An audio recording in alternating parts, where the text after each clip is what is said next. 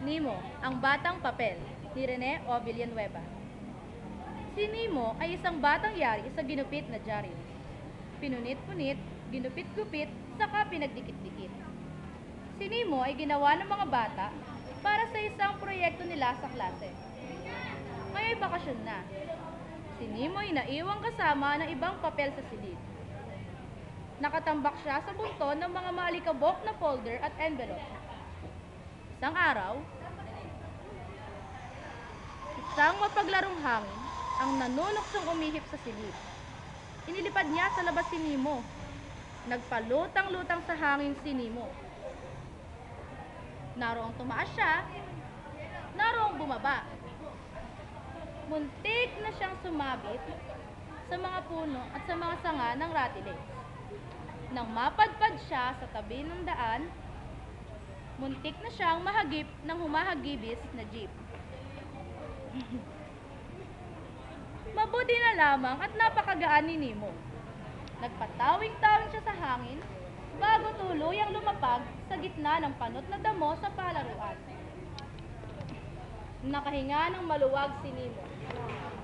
Ngunit, nagulantang siya sa dami na nagtatakbuhang paa na muntik nang makaapak sa kanya.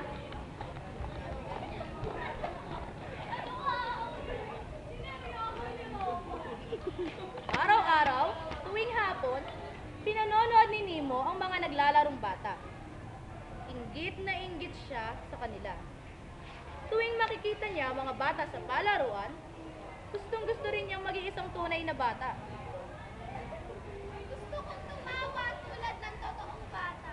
Gusto kong tumakbo tulad ng totoong bata.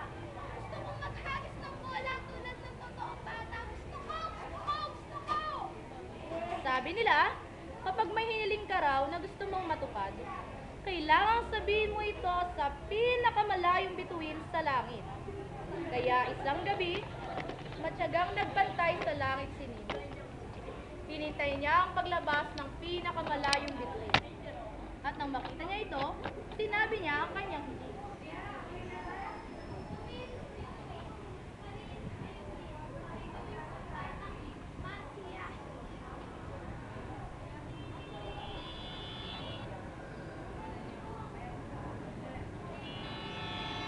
Pumikit ng mariin si Nemo. Naramdaman niyang parang umiikot ang paligid at nagkakagulo ang mga busina ng sasakyan. Totoong bata na si Nemo. Pagdilat niya, kasama na niya ang kanyang totoong pamilya. Naroon ang kanyang tatay na walang trabaho at ang kanyang mga kapatid nang ingay-ingay sa isang masikip, makipot at tagpi-tagpi pero totoong bahay. Hoy, kayo ba? Ano kayo dyan? Tatamad-tamad kayo! Trabaho nga kayo! Ba? Pilitan sila magtalakbo sa labas ng kanilang bahay. Kalakad-lakad si Nemo sa kalye. Hindi niya pansin ang mga humahagibis sa sasakyan. Kahit bata pa, napilitang maghanap buhay si Nemo. Sa umaga ay nagtinda siya ng sampagita at umabol sa mga kotse.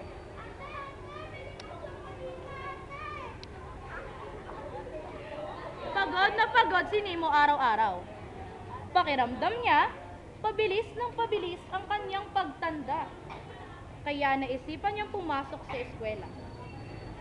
Sumilip siyang muli sa paaralang pinanggalingan niya. Pero dahil marumi ang kanyang suot at wala siya sapatos, inirapan lang si Nemo ng mga kagamitan sa paaralan. Umalis ka dito! Hindi ka bagay dito! Ang baho-baho mo at ang dumi-dumi mo! Kaya napilitang tumakbo si Nemo. Nagtatakbo siya na nagtatakbo hanggang sa makarating siya sa may kalsada.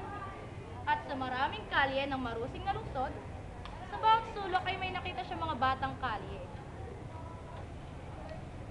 Narong may nagtitinda ng sampagita, may nagtitinda ng balot, Balot! Balot kayo dyan! at meron din nagtitinda ng mga dyaryo. Boss! Boss! Boss! Jaryo! Jaryo! Boss! Boss! Garilyo! Wait, baho mo! Kung sira ka mo kamaster. Kung gabi, kung halos hindi umihip ang mapanuksong hangin, ang mga batang kalye ay nagtitipon-tipon sa pato.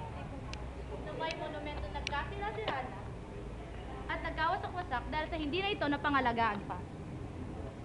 Sumama si Nemo sa iba pang batang lansangan. Tinipon ni Nemo ang iba pang bata. Nang magkwentuhan sila, nalaman nilang pare-pare ang kanilang gusto. Mapagmahal na magulang, maayos na tahanan, masayang pangalaman at sapat na pagkain. Dito, sa kanilang kwentuhan, ipinagtapat ni Nemo ang kanyang lihim na natuklasan. Uy, alam nyo, pag humiling kayo sa pinakamalayong bituin, matutupad yung hiling nyo. Di nga. Baka niloloko mo kami. At sa dahil sa napaniwala naman ni Nemo ang kanyang mga kaibigan, sabay-sabay silang tumingala sa pinakamalayong bituin sa langit at hiniling nila ang lahat ng ito. 2, 3, go.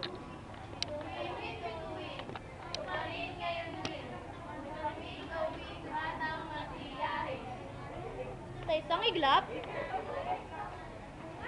lahat sila ay naging batang papel. Inilipad sila ng hangin. Kay gaan-gaan ang kanilang pakiramdam. Kay saya-saya nila dahil malayo na sila sa magulong pamilya, malupit na eskwela at maingay na kalsada.